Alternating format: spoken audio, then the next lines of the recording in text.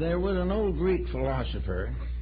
His name was Aristippus, and he had the reputation of loving to enjoy life.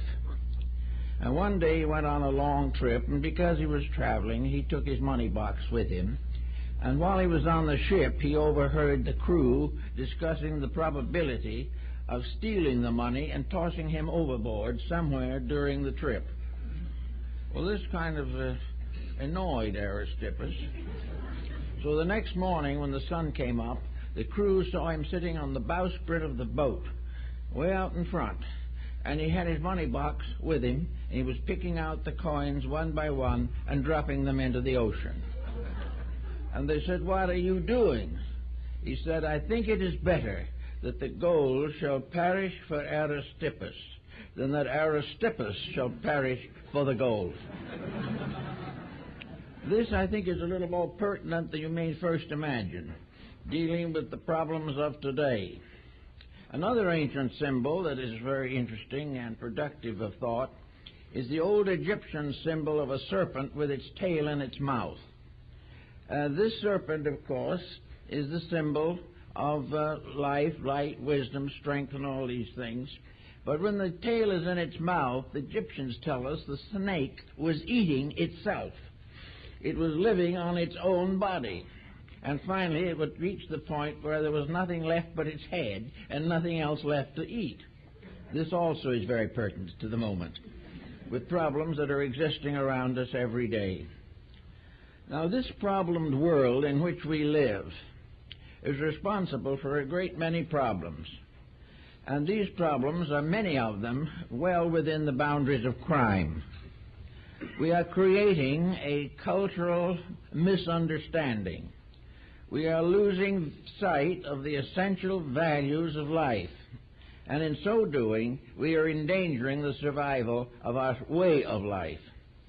In order to enjoy the securities that are ours by intelligent effort, we must protect ourselves against the abuse of those values without which civilization must collapse. Today we have a number of serious difficulties on our hands, one of the most pressing being the problem of narcotics. This particular issue has a great many different aspects, and I want to try to cover a few of them this morning. The use of narcotics goes back a very long way into antiquity. But for the most part, in ancient times, it was associated with religion. Also in those ancient times, which are perpetuated in some of the American Indian communities of today, where certain narcotic drugs are used in religious rituals, there seems to have been very, very little problem. There is no indication that these usages in antiquity resulted in a popular addiction which damaged or endangered the whole structure of civilization. One of the reasons was that the person or the persons using these drugs must realize that he is part of the chemistry of the consequences.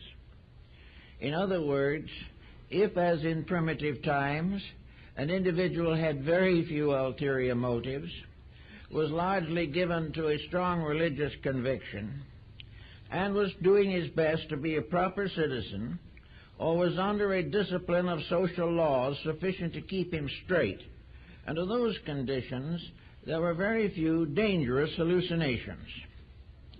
The person himself was not confused in his normal state. Therefore, confusion did not become aggravated by the use of drugs. In the oracles and so forth, only those who were of pure mind and pure heart were permitted to give oracles induced by volcanic fumes or any other medium. If an individual was corrupt, any use that would stimulate the development of attitudes was considered to be dangerous and was prohibited. So what we are suffering from, in part at least, is the subconscious being released and bearing into the objective a mass of confusion, discord, dissatisfaction, disillusionment, and frustration. The moment this gate is opened, Pandora's box has the lid lifted, and out of it comes every kind of tension, stress, and misuse which has been chemically or alchemically caused within the person himself. If he is dissatisfied, aggravated, disillusioned, disappointed, all of these things become consciously projected upon his outward personal conduct. He becomes the personification of the grudges which he has developed. He becomes the personification of the social usages which he objects to. And he is also seeking a kind of negative deliverance from the contemplation of his own problems. Wherever we find this addiction developing, we find disillusioned persons. Now, why are they disillusioned? Well, many people believe that there are ways of being happy, and when these ways fail, this is a serious disillusionment. Among the disillusionments of today is that of wealth. The individual, determined by the psychology of his environment to struggle for the accumulation of a large fortune, then suddenly finds himself in a condition in which this is not helping him, but is providing him with the funds to get into further trouble. He is not able to use the things which he has. There was a farmer in Rome who dug up a pot of gold, and he didn't know what to do with it, so he wrote a note to Caesar. And he said, "Caesar, I've found a pot of gold. What shall I do with it?" Caesar wrote back 2 words, "Use it." The man wrote back again to Caesar and said, "I don't know how to use it." Then this time Caesar wrote back 3 words, "Then abuse it." And this is exactly what happens in sober fact. When we don't know how to use what we have, we begin to use it mistakenly, trying desperately out of wealth to achieve happiness, to achieve a personal sense of security. Now, in order to have a sense of security and purpose, we have to be doing something worthwhile. We must have ideals. We must have convictions. We must have projects that are meaningful to society. Where there is no project beyond the satisfaction of personal attitudes, nearly anything that we have will be abused. And we will suffer from the negative mistake that assumes that the more we have, the happier we will be. The truth is, the more we have, the more we will abuse what we have unless we know how to use it rightly. Actually, therefore, a large part of our narcotic problem is a byproduct of the social situation in which we find ourselves today. There is no doubt in the world that it is also a case, again, of the snake devouring its tail, because society is producing antisocial forces which are hard at work to use society to destroy itself. This type of problem is well represented in the peddler of cocaine, heroin, and marijuana. These people are perfectly willing to sacrifice the survival of a way of life in order to make a few fast dollars. Wealth has become, again, a very important factor in our way of life. And as long as wealth is the major consideration in personal conduct, we're going to be in exactly the condition we're in now, and probably it will get worse. The idea that the reward for effort is to be paid in terms of money, or in terms of public acclaim, or in terms of control of other persons' lives. As long as these are our motives, we're in trouble. These are a kind of madness in themselves, and the good book tells us that whom the gods would destroy, they first make mad. There is madness in the air, and this madness is a problem that we all have to face. But there's one thing we can remember and we should remember and should work with it in every way that we can, namely that our own individual security is in our own hands. We cannot be destroyed by temptation unless we are tempted. We cannot get into trouble unless we set the causes of trouble in motion in our own lives. We cannot be completely disillusioned unless we have done things that were not very right and they have disappointed us. The individual is not in any real emergency as long as he stays sober, thinks straight, and does all that he can to deepen his understanding of the official and natural principles of life. We live in a world that can take care of us beautifully. We live on a planet that has much to bestow. But if we go to work gradually and relentlessly to destroy our own resources, whether they be social, geographical, or psychological, if we keep on destroying them, wasting them, perverting them, we can get this old planet, which is such a willing and wonderful servant, into a very desperate situation. We have to begin to take some kind of serious thought on the problems that confront us. A new generation growing up today is really in serious trouble. It is growing up in a world that has lost the name of conduct and tradition. It is no longer controlled by anything except personal ambitions, dissatisfactions, and various forms of anarchy. The individual growing up has much to tell us that we should listen to. First of all, somewhere along the line, he may turn and say, if I had had a different education, I might have done better. With an entirely inadequate schooling, I am thrown into chaos. Instead of being given the skills within self to estimate values and refrain from unfortunate involvements, the young person is in trouble. He is in trouble because of example. The older generation is not developing his integrities. Those situations which he finds in life are compromised on every hand for profit.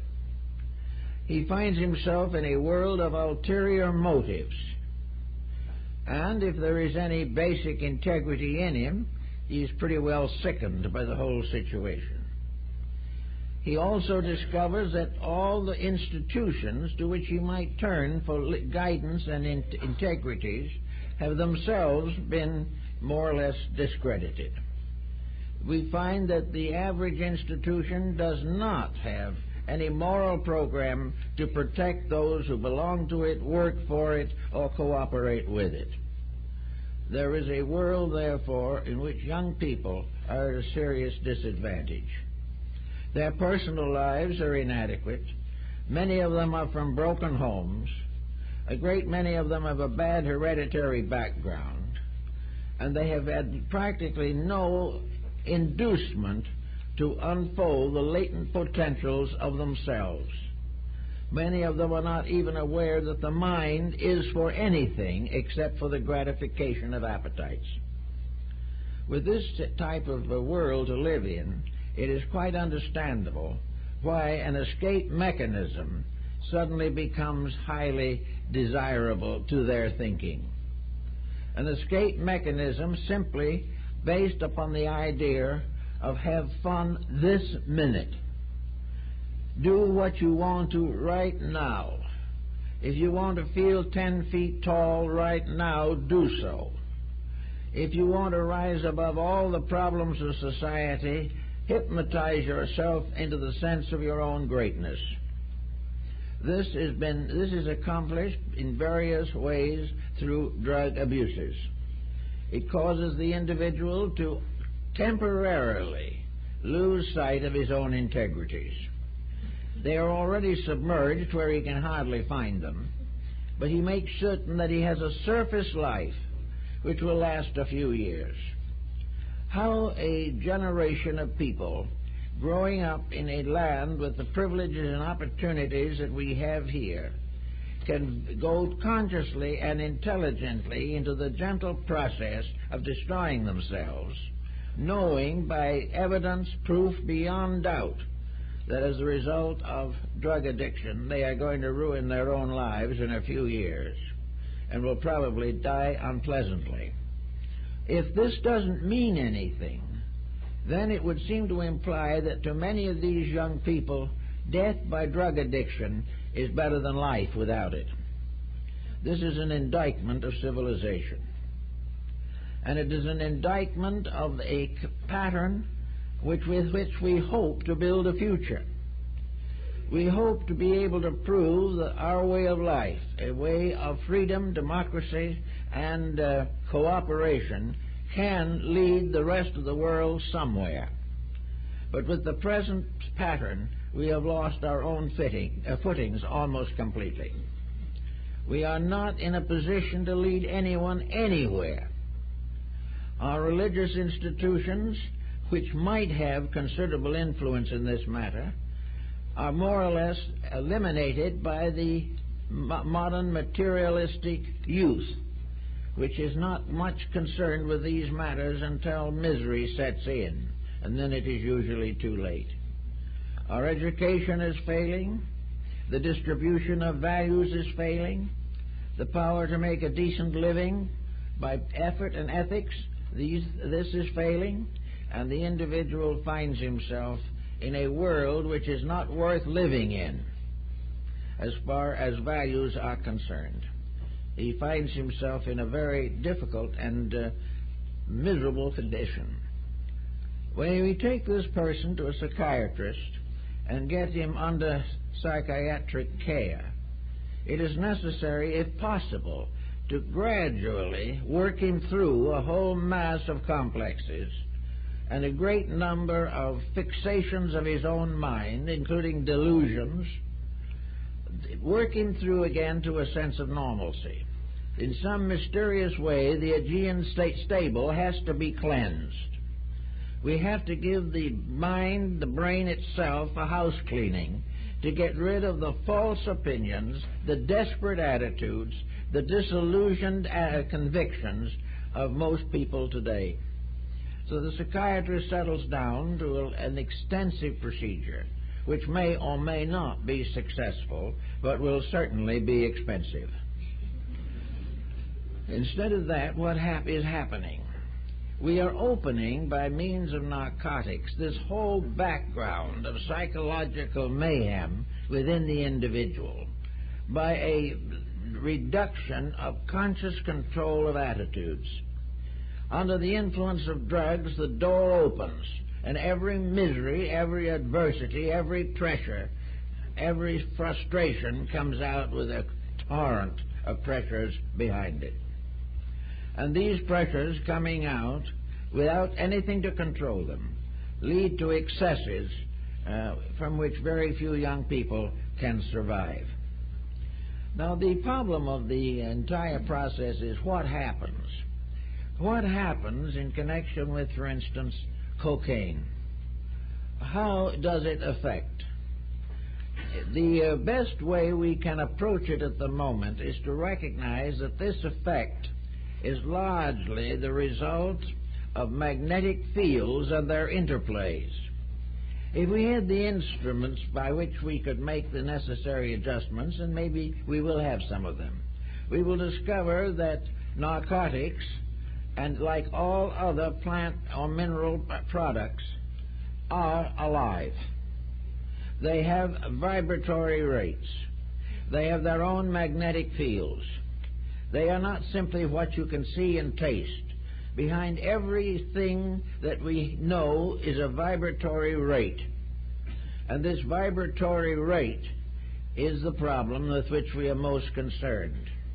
We know also that in the human body there are various polarities over which nature has been able to, or through which nature has been able to control the conduct. The human mind and the emotional focuses are locked behind a pattern of laws and are filtered through the mind as a result of experience, morality, ethics, conviction, education, opportunity, racial and national traditions. The mind is a guardian of the subconscious. The mind helps the individual to prevent the pressures from within from going out and destroying him, or the pressures on the outside getting in and destroying him. The mind is a kind of coordinating filter by means of which everything is reduced to usable levels of process. Excesses of one kind or another do not occur unless there is an abuse or misuse of energy.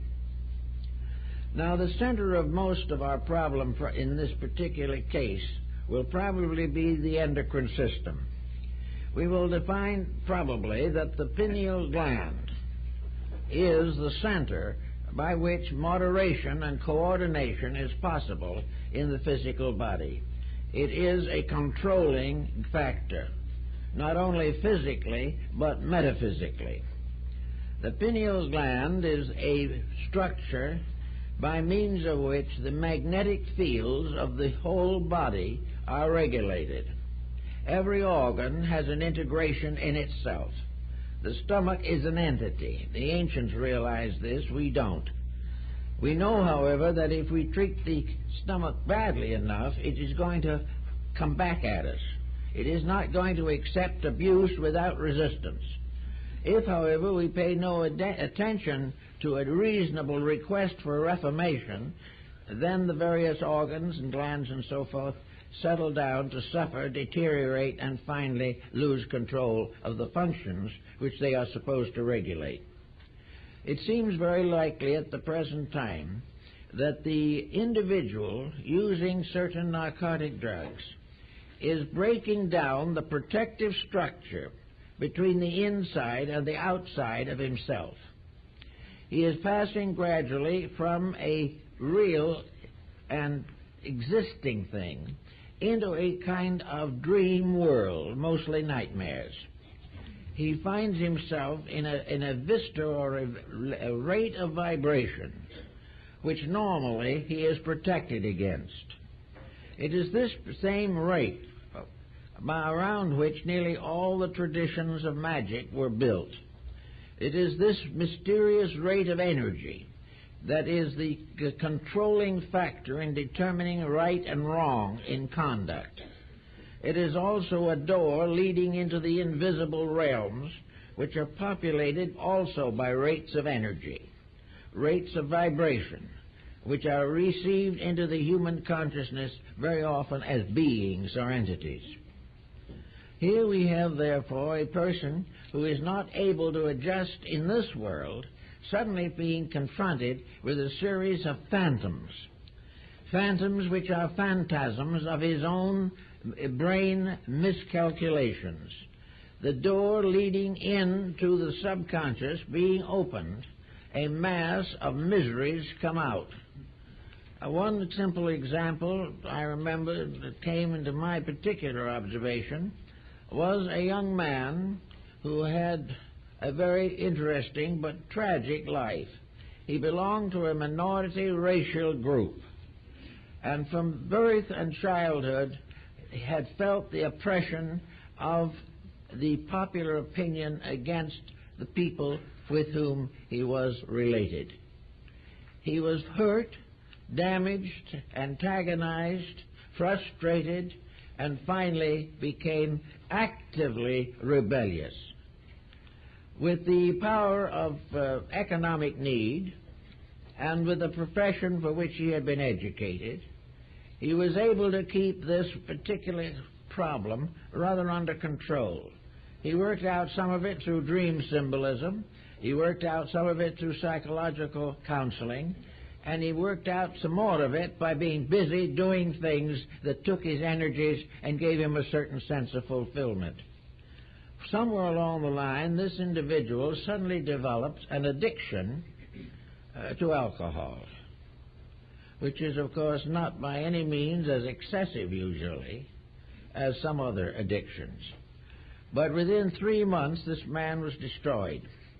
The moment he lost the control of his own conscious mind, every misery, every persecution, every bit of misfortune that went back for generations in his family surged out, and he actually committed crime. He would never have committed crime had the pressure within himself not been so intense and the defenses against it had been gradually removed by alcohol. Therefore, any individual who is not happy in a normal state will be more unhappy under the addiction of any form of stimulant which breaks down the defenses of the conscious character of the person. Nearly everyone is born with a dual nature. He is born with the instrument by which he can adjust to society and by which he gradually converts himself to a reasonable way of life. In order to accomplish this, however, you have hereditary factors, you also have early environmental conditionings, and you have the larger environment of social existence. Where the person grows up in a comparatively secure atmosphere, he has not too much danger of any serious drug habit. But where he has not had any fixation of character, he's had no structural support, the situation gets worse and worse. We have passed through in the last century, in the present century, we have passed through 2 world wars, great depressions, and we're in the midst of complete planetary upheaval. This should be the great challenge. To meet this, every individual should be using the very best mental equipment that he has. He should be thinking seriously on the ways in which he can think straight in a crooked situation, how he can survive all of these difficulties simply because he has resources within himself that are stronger than the pressures on the outside. Today, the average young person does not have these resources, and older persons in various walks of life also lack these resources. It is not today very good or easy to find the type of life that would contribute to security. If we go into, for instance, our entertainment world, we find that the entire programs of television, stage, theater, all these elements are completely corrupted. They are broken down into the gratification of the very miseries with which we are trying to protect ourselves against. We are in the praise of a series of phantoms, illusions, dream images, imaginary stories, all kinds of psychological pressures that exist for only one reason, namely to make money. We are supposed to have these because a larger audience watches them. And a larger audience watches them because more people are sick than are well. Therefore, the individual who is in the midst of a frustrational mess himself can identify with misery, but cannot identify with growth, progress, and harmony. Actually, the entire situation is closing in because of the incredible stupidity of people. It is due to the fact that with all our thinking and with all our planning, our great dream in life is to live in a peaceful world, happy and well-adjusted, without sacrificing any ambition, any selfishness, or any misuse of energy or waste of time. We are supposed to be able to perfect the world as it is, keeping all of the factors that we enjoy as amusement or for profit, and at the same time live noble and exalted careers. It just cannot be done. And we are going to face it more and more as time goes on. Now, the factor of karma plays an important part also in this situation. Karma is individual, and it is also collective. Karma can be a long-range procedure. in which the individual brings with him into embodiment the debts unpaid in time past. It also can lead into the future, so that present action may have its ultimate conclusion far beyond the present day. Now, we may assume, and most people must assume, that the karma which we have brought with us into life is a mixed blessing. This doesn't mean that none of it is good. There are many wonderful things that we bring with us. In fact, nearly everyone is born with an idealism of some kind. He is not born without it, but it is taken away from him in his formative growth years. He comes into this world to enjoy the wonders of life. As a small child, he sees around him only wonders and mysteries. But if the family is close, his childhood is happy. But the average family is not close, and this is partly due to economic situation, in which the child's misery results from the necessity of the parents to take care of the economic conditions. On the other hand, this is also often abused, in which the parents take on extravagances and personal pleasures beyond their means, and then blame that for the fact that they cannot take care of their families. So into this world, the individual comes with karma, but he nearly always comes with a great deal of potential. One of the terrible tragedies of the modern world is that most persons are born and die without releasing the internal potential with which they were supposed to build a life. Instead of releasing potential, they are simply smothered by outside pressures. Actually, society is a little better than we think it is. There are a great many very good people. There are a great many good homes. There are a great number of honest persons, and still many more who would be honest if they knew how to accomplish this. Therefore, we have with us a strong potential. We have great possibilities, but we also have the unfinished business of our own lives. The moment the individual reaches 5 or 10 years of age, character is clearly indicated. People have their own individual ways of life. These ways may or may not resemble the ways of their parents in any way. They come with talents, abilities, concepts, attitudes, dispositions. These must be trained, developed, organized, and worked with. But no one seems to have the time to do it.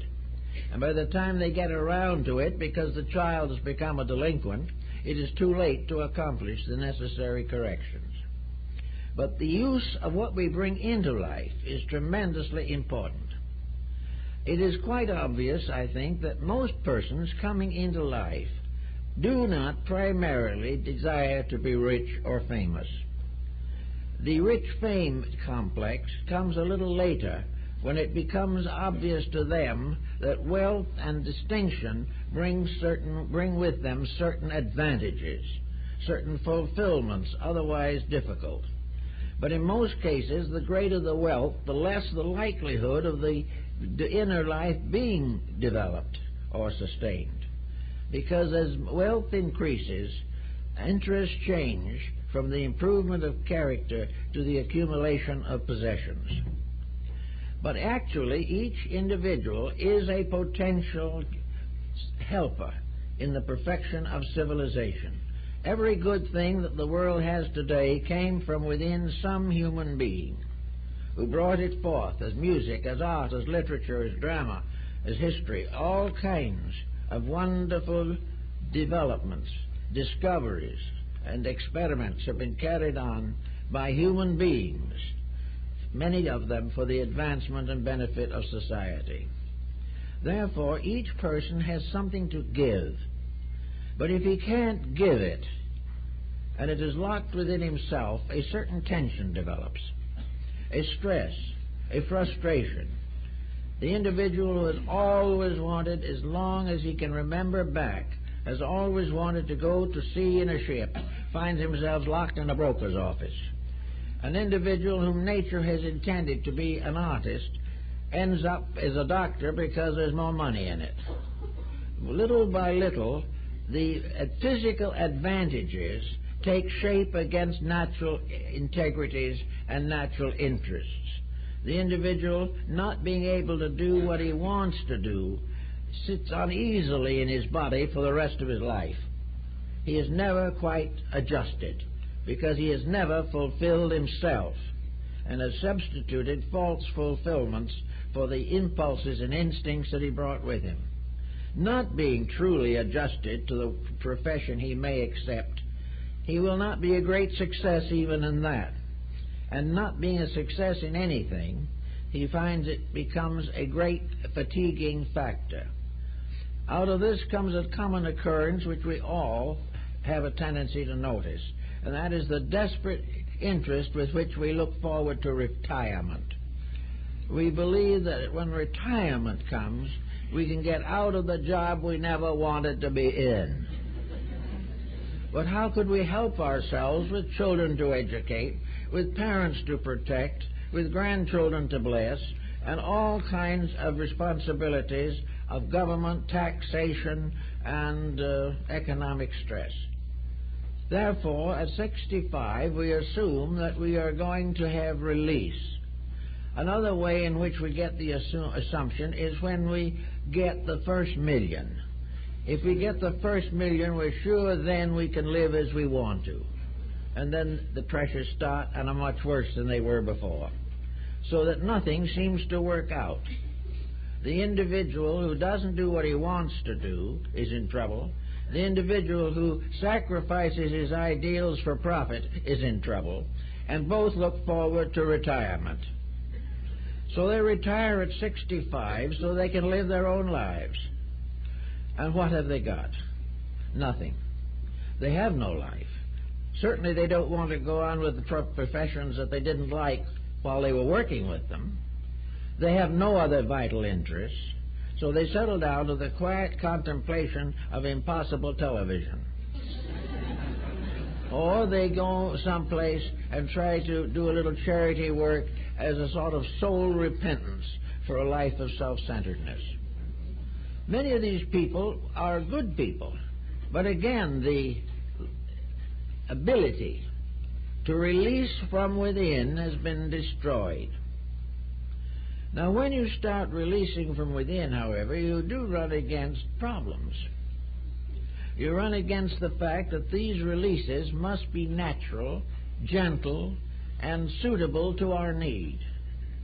We cannot afford to have karma dumped on us too fast either, because we may not be able to carry it. Karma consists primarily of unfinished business. And for the average human being, unfinished business is character building. It is the process of growing, and this is something that is not finished, and we may not even maintain during the one lifetime that we are here now. So therefore, when this kind of situation develops, we find that it is best to have this karma move in on us with a certain amount of pattern, which we can react to, by which we can learn something, by which we can accept a lesson as being valuable to us. But if under tremendous mental or emotional pressure a karmic load is discharged too rapidly, the individual simply becomes sick. And the sickness is usually in the form of some kind of mental emotional activism, an antisocial reaction, a reaction of destruction, pressure, and tension.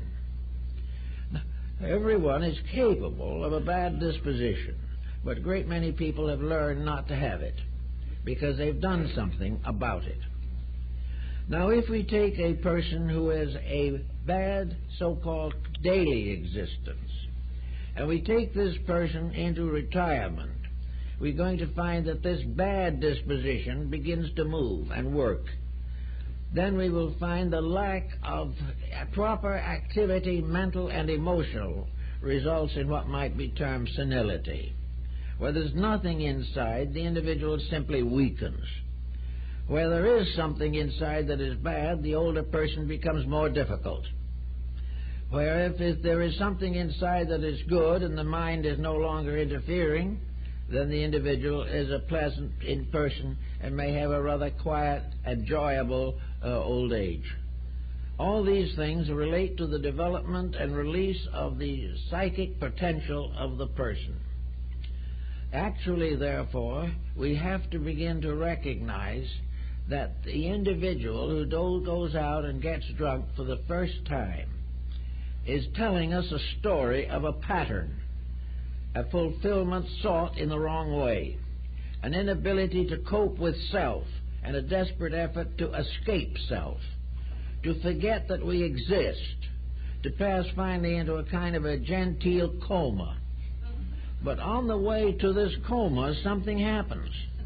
The individual, partly intoxicated, may become violent, may attack his family, may become a criminal, may do all kinds of disreputable things which he would never do if he was sober. And that release of the so-called negative side of life, when the pressure of the public opinion is removed, the half-drunk person is very much likely to be similar in many ways to the individual under narcotics. The half-intoxicated person is unable to control his own drinking and has a series of delusions, probably including delirium tremens. And the drug addict also passes through all kinds of moods, some of them over-exhilarated, some of them definitely destructive. The individual, having lost control of himself, falls back on what the Buddhists call the not-self, the illusion, the delusion which most people believe to be themselves. Actually, consequently, they must recognize that the narcotics problem is aggravated and made worldwide because of economic factors, and thousands, millions of people are dealing in narcotics perfectly aware of the fact that they are destroying human life, and they're perfectly willing to destroy life for the sake of money, and quite willing finally to steal and commit a whole variety of crimes in order to get the price of narcotics. All this is adding to practically every crime of society. But there is no one who has to become a narcotic addict. No one has to try it the first time. No one has to continue to use it, fully aware when they do continue to use it that they are wrecking themselves. This is largely due to a search inside of the person to find out why he should live. He's also probably tried to answer that question himself, but he cannot find within himself any reason to change his ways. He cannot see what he would be any better off if he did not become an addict, because the world as it is around him is as delusional, dangerous, and discouraging as anything that could possibly result from his intemperances. He therefore ends up with the idea of a short life and a bright one. But even this fails, because very few narcotic addicts ever get out of this world without great misery. So all problems go back again to what we might call a comic situation. Every impulse within the person to a negative or destructive action is the pressure of a mistake or a blind spot or a corruption not corrected within himself. The individual who cannot withstand the pressures of temptation has not withstood them in the past, therefore has paid many times and is now paying again, but is given an opportunity this time to correct his own faults. Faults that we allow to become apparent to our conscious thinking are here because they are offering an opportunity for the correction of themselves. We are not here to humor our faults, we are here to overcome them. Every fault overcome is the end of a karmic pressure. and the karmic pressure which we have brought with us may contain within it the whole sad history of the human race, far much further back than we realize. We come into this world unstable, incapable of clear judgment, but we are here to gain stability and to clarify and improve judgment. It is only when we do these things that our life becomes important. Today, there are not the proper inducements, apparently, to inspire the individual to make these changes in himself. Actually, how many people really respect their own lives? How many really say that their life is important to them? Certainly they do not want to leave here before their time, most of them at least, but the number of suicides is increasing dramatically because of the fact that this world, as it is now, is not giving the individual the incentives of survival. And what in karmic terms is this: we are in an environment in which there is no inducement to improve ourselves. There are inducements to be more wealthy, there are inducements to physical pleasures or excesses, but in terms of growth, there are very few inducements for the individual to be a better person tomorrow than he is today. All the inducements are clouded. All the indulgences stand out as possible temporary solutions to problems for which a real solution is not available. So this world as it is a great inducement to leave karma uncorrected. And one of the ways in which we can do this is to have our minds taken away from our own faults and shortcomings. Instead of saying to ourselves, let's forget the whole thing and go out and have a night on the town, it might be wiser for all concerned for the individual to say to himself, let's try to work out something here that will make life important, useful. And one way we have found in the past that many people have found to be helpful was service, to get out to help other people, to get our minds off of ourselves, to try to do the good deed as the final panacea for the ills we have already committed. Actually, we are here with all these faults, some of which we have to do some thought and remedial means. We have to work them out.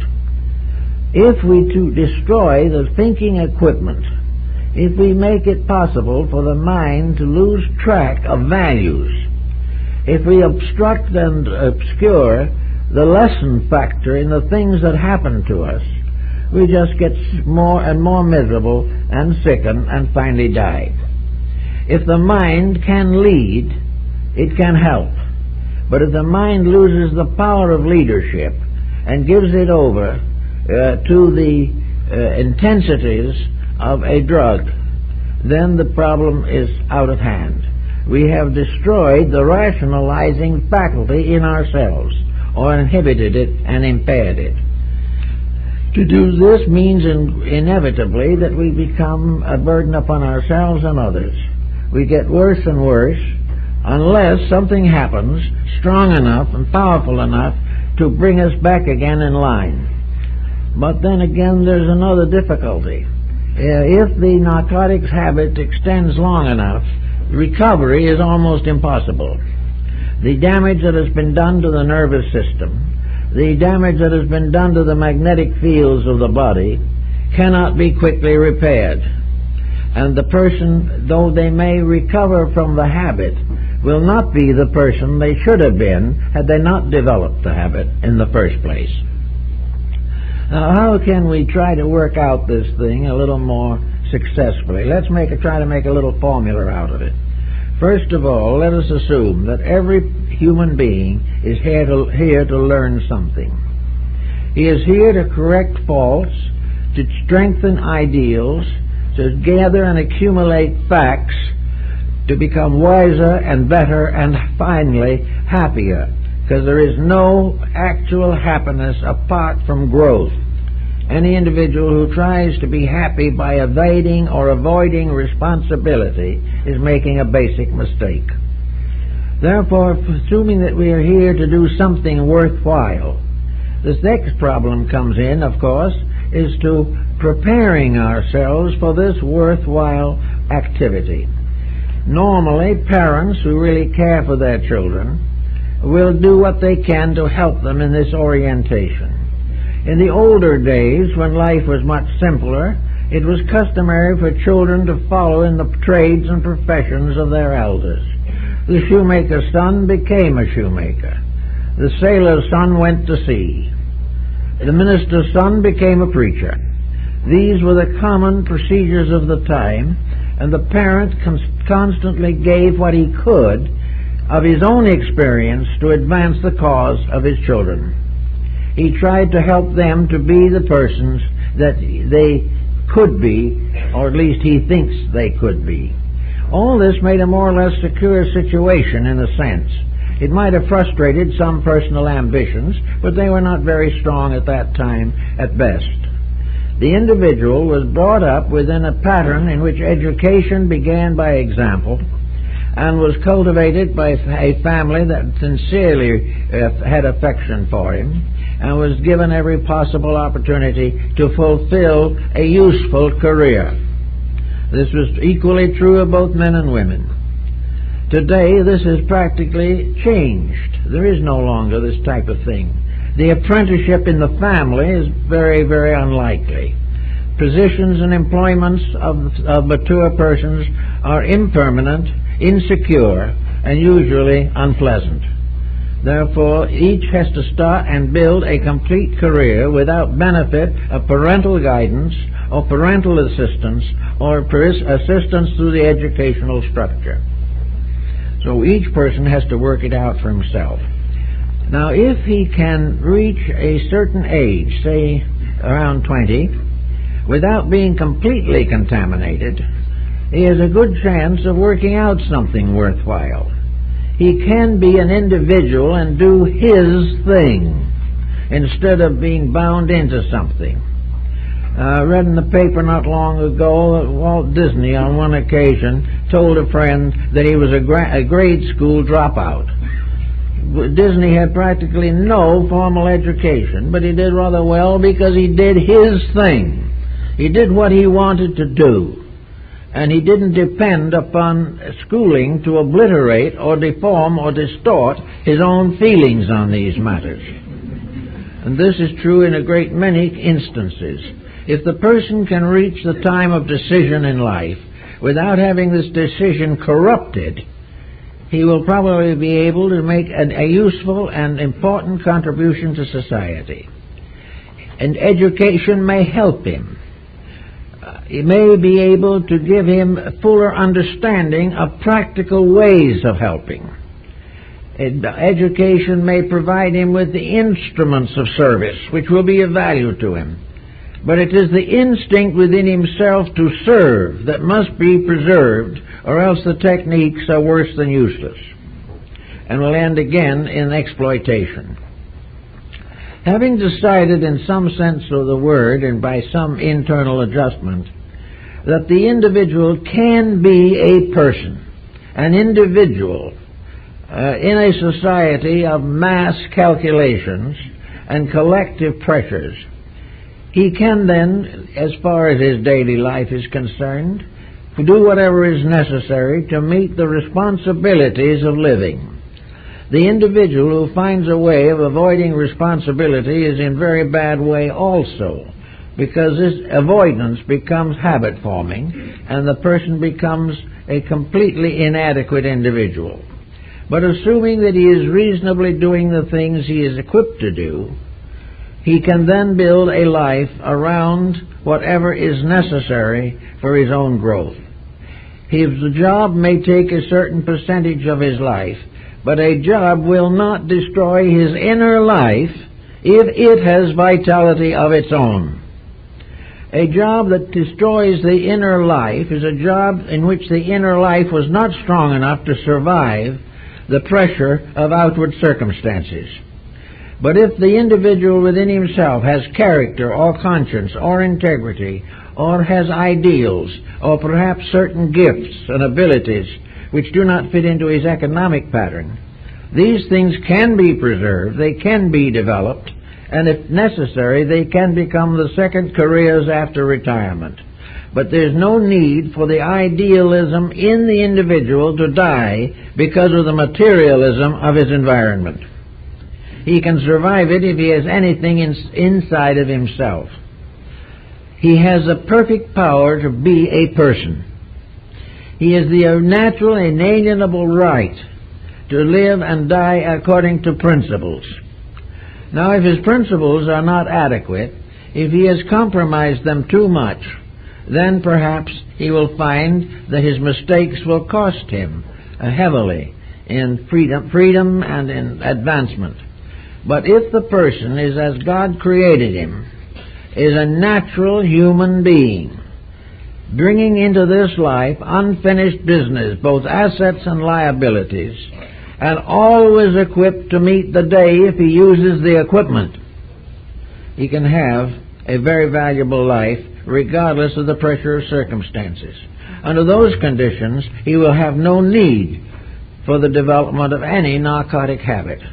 He will not need to escape from frustration because he has already inwardly strengthened his inner life so that he is doing in his own character what he really wants to do. And when this happens, the probabilities of drug addiction are greatly reduced. It is also true that if the person has a fixed vision from within his own consciousness of what is proper for him, he will not need to depend upon encouragement by bottled goods. He has the encouragement within his own life. He has his own way of growing. It is not necessary for him to block his memories. It's not necessary for him to refuse to express temperamental natures which are themselves constructive and reasonable. So we find that our narcotic problem is largely a result of too much vacuum inside of the person. Not enough basic value to meet the pressures of life. Now, life is going to have suffering. It's going to have problems. But these problems and these sufferings are apt to be significant, whereas the sufferings of narcotic addicts have only one remedial factor, and that is to prove to the individual that he is destroying himself. I think we have another very interesting point to make in connection with this problem of getting oneself in shape of some kind and in some way. Most people today who are interested in better things in life have a realization that there are esoteric factors in the human compound. We realize, for instance, that man lives not only in the visible world, but in an invisible environment. That this invisible environment, or the etheric diffusion in which the physical matter of life exists, is under the rulership of the lunar principle. And it is this principle by means of which the constant vacillation of energies and emotions and thoughts this motion is maintained. In this also, according to the ancients, and perhaps they were right, who knows, this borderline between the objective and the subjective is also the sphere of ghosts. It is the sphere of beings that never had existence in the physical world, for there is no plane or stratum of nature that is not inhabited. It is also a place where, according to the ancients, earthbound spirits wandered about in all kinds of unpleasant conditions, where the individual who has been bound to some negative situation holds on to the situation after death and does not even know that he is dead. He continues to be the possessed or obsessed being that he was in life. Now, in this environment also, we have the source of a great deal of psychic phenomena. We are beginning to recognize that we can no longer throw away the possibility of psychic phenomena. We are no longer able to say that these metaphysical situations do not exist. Day after day, we get more supporting evidence that psychism is a reality. But we also get some rather unpleasant witnesses to the problem. We find out that most of this psychism is rather detrimental to our daily life. A psychic experience which is merely an embodiment of ambition may make us feel that we are too big for ordinary labors, that we have been given a special dispensation, and then we start off on a long program of self-illusion. And disillusionment comes later and is hard. But it is also true, beyond doubt, that the Greeks and Egyptians were partly correct, at least, when they pointed out that all forms of narcotics formed a connection between the physical body and the etheric realm in which it exists. That this was a strange realm of pressures, that these pressures could be thought forms, emotion forms, vibratory centers of energy, by which the individual is as though in a great ocean filled with living creatures of its own. As long as the magnetic field is maintained, as long as the protective armament, which is enthralled in the Bible, the full armor of righteousness, is protected, and the individual is a reasonable person, not damaging his own psychic factors, he is in very little trouble. There is not one case in a million where a person who has lived a straight, upright, constructive life has unpleasant psychic experiences. They are reserved for persons who are already unpleasant somewhere inside themselves, and it's simply expressing its own nature. But in this psychic atmosphere of things, we know that there are all kinds of dreams and phantoms. And in these phantoms and these dreams have a tendency to make cowards of us all, as in the soliloquy of Hamlet. We are in the presence of an invisible realm from which we are marvelously and wonderfully protected because we have a particular job of our own to do. We are here to make an adjustment, to redeem our own world and redeem ourselves in that world. But if we, by negative means, create a negative psychism, if we break down the protecting barriers between this objective life and the strange misty realms of the great unknown, we can get into very difficult situations. And this, of course, is one of the great problems of all forms of delusion through drugs. These delusions can be sometimes very frightful. The individual goes through all kinds of torments as a result of something that he doesn't understand. He has allowed himself to fall as a living creature into something that resembles the purgatorial realm of the ancients, this mysterious psychic field in which the physical life exists. It is very much a mistake to permit this psychic field to overwhelm us or drown us. This problem that is the same as being drowned in the ocean. If we cannot swim, we will sink. And if we may be a good yogi, maybe we will float. But we will not win unless we know how to protect ourselves from self-deceit, protect ourselves from all kinds of psychic revelations that never work out, all kinds of damage which we imagine, but the damage is in the mind only. We surround ourselves with all kinds of mysteries and misfortunes, and the mind becomes to substance a haunted house. This problem does mean that the moment we lose psychic control of normalcy, we become the victims of all kinds of delusion and disillusion.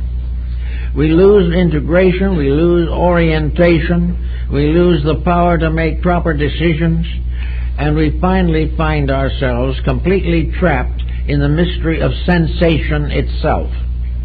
Well, sensation is the emotional equivalent of mental psychism. Sensation is a part of the process that has been given to us to enable us to function the various sensory perceptions. Sensation gives us the power not to sit on a hot stove, because if we do, we will feel the burn and get up. Sensation gives us the right to sense motion, color, form, all kinds of relationships with life. It enables us to see, enables us to hear, to taste the food that we have, and to shake hands with our friend. Sensation is part of a great structure of communication processes, but it is also something that is the base of all appetites. Sensationalism is the belief, fallacy, but still many times held, that some form of excitement is a solution for stupidity. That if we can get excited enough, worked up enough, and forget ourselves enough, we will be happy. This doesn't happen either, because there is always in these matters the morning after, and that is usually deadly. But sensation, again, getting out of hand as a result of psychic pressures, is exaggerated and amplified by narcotics. Narcotics, as such, affect the physical nature to a degree, but the main thing is they disturb the psychic vortices by which bodily function is maintained. In other words, they disarrange all of the autonomic nervous system. They cause the individual to become sick psychically as well as mentally or emotionally. The person simply loses control of his own life, and losing his own control of himself, he gradually reaches the point where he sacrifices the right to a life which he has lost control of. He's not supposed to float around on the surface of drug addiction. Unless he does something with his own life, nature decrees that the situation will end in dissolution. Nature will not support that which continuously breaks its own rules. There are times in medical cases where certain narcotics are necessary and useful, but as a means of escaping self, they are a deadly mistake. And yet that is why most people are using them. Now we are told, for instance, that the peer group is responsible for a considerable amount of drug addiction. That you have to be one with the group. That you must be accepted by others of your own age group. The peer group in this case is just a group of individuals supremely ignorant. The peer group has nothing to offer. The individual who tries to be popular by joining this group and making the mistakes they make is destroying himself in order to maintain a passing and very temporary social relationship. The peer group the child should learn is not that important.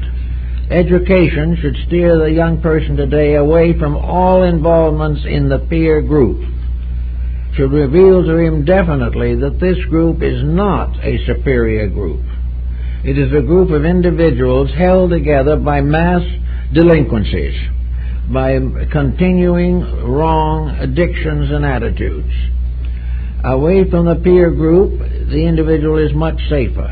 In a good family life, there is great protection against the peer groups. The church offers another type of peer group, which is essentially and basically constructive. There are young people's activities that are clean and proper. But the young person must have some discrimination in order to become part of these better groups. And here the responsibility goes right straight back to the parents. Because unless the parents themselves become the final peer group, acceptable to their children, honored by their children, and respected by their children, the child is in trouble.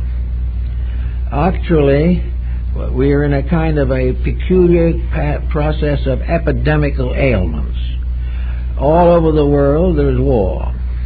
All over the world there is suffering, privation, and tyranny.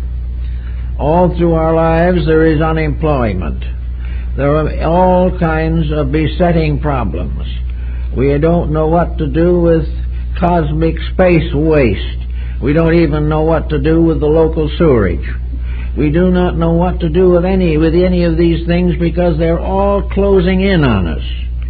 And closing in on us while we're in a little planet which has certain limitations that are inevitable. But this should never have happened. And because it has happened, the only thing we can do is to hope that a remedy can be found. Whilst we should be working every day to conserve and simplify life. We should get over the problem that luxury can become universal. It cannot.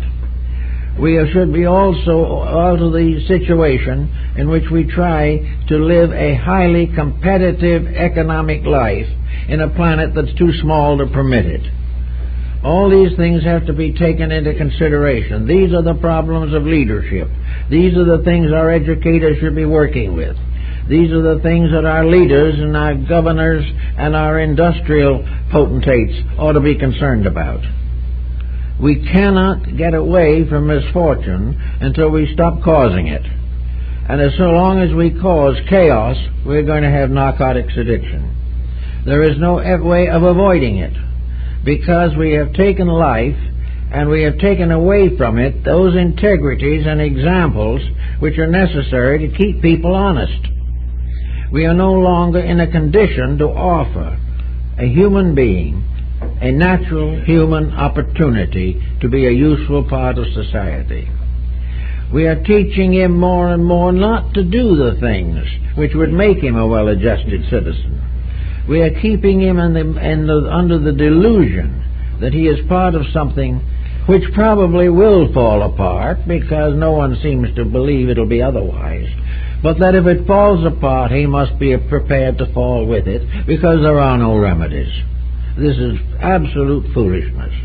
There has never been a time when the remedies have not been available. And when these values are established, we will find that most people want to enjoy good health, happiness, and peace of mind. Actually, if we could watch psychologically or metaphysically the effects of various materials on the etheric and vital bodies, we would have something that's very close to the Paracelsian theory of medicine. We are told by Paracelsus and others of that period that food that we eat, we do not actually receive nourishment from the food per se. We receive nourishment from a vital element, invisible, that is present in all food. It is a universal life force that we try to capture, and we try to transmute food into energy, which we do only because we are releasing the energy that is in the food. Now, energies in foods differ. Some foods have more of one kind of energy, more of another. And body chemistry demands a balanced ration of these different food factors. And the great proof of alchemy is not the wisdom of the ancients, but the function of our own digestive system. We are transforming base metals into living principles every day of our lives. As it is with food, so it is with most other things we have. The education we get is a form of nutrition. It is not the education per se, but the energy of thought and initiative which it releases in us that is important. Here is where the alchemy takes place. Facts become truth by alchemy. The alchemy of insight, understanding, and capacity. The same is true in our emotional life. Our affections are not physically, actually, the cause of happiness.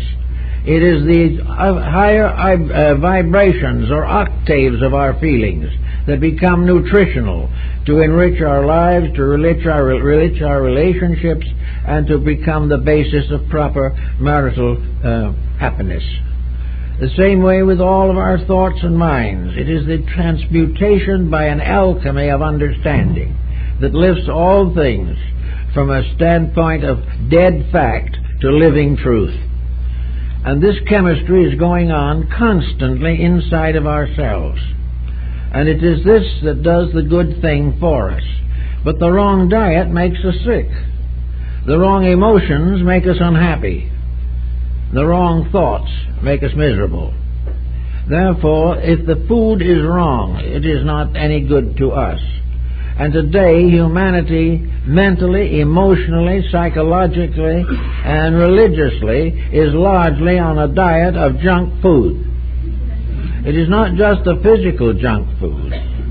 It is the fact that these junk foods destroy or fail to nourish the invisible energy fields with which they are involved. Having become sick with junk food, which in this case can be world propaganda, reports and rumors of war and disturbance, we do what everyone does who is sick. We try to combat the difficulty by a trip to the doctor. The doctor tells us that we need a little more vitamin, that we've got to cut down on this, that our cholesterol is too high, that our blood pressure is too high, that we are not getting enough calcium, that we're not getting enough this, that, and the other thing, and we go into a great nutritional routine. Perhaps it helps. It probably does. But let us also realize that psychologically we cannot really depend upon drugs to take care of things that belong to the invisible levels of character. We are all suffering from the junk food a world as it is today. The news is junk. All these things are destructive. So we go now and we try to get something like cocaine or heroin or marijuana so that we won't notice the junk food, that we won't have to improve our diet because we don't really want to do that. But we do want to get rid of the unpleasant symptoms that have come from junk thought, junk emotion, junk conduct.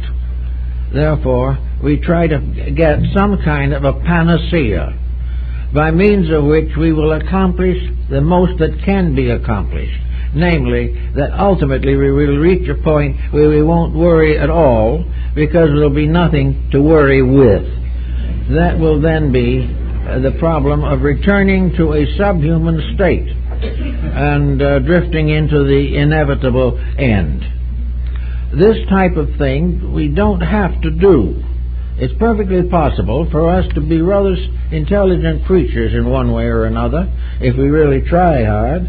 It's just a case of recognizing that all stimulants, alcohol, any other stimulant, is simply a substitute, and a poor one, for the stimulation of our own intelligence, for our own integrity, for our own wisdom and understanding and our own cheerful, useful activity in life.